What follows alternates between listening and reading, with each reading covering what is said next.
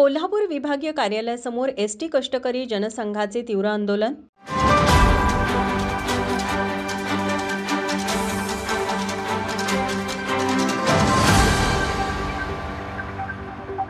कागल येथील एसटी आगारात कार्यरत असलेल्या महिला वाहक गीता सचिन काळे यांनी तपासणी पथकातील अधिकाऱ्यांवर विनयभंगाचे गंभीर आरोप केल्यानंतर या प्रकरणाला वेगळे वळण लागले आहे।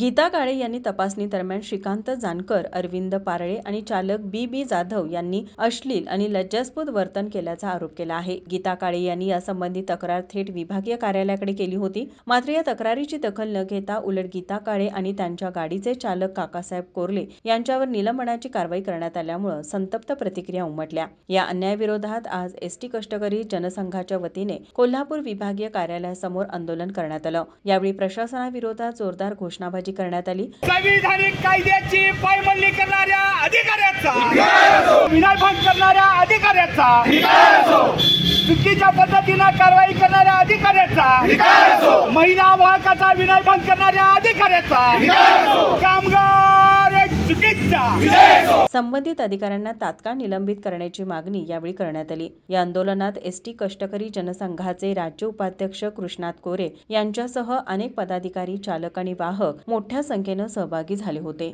माझा महाराष्ट्र न्यूज, कोल्हापूर।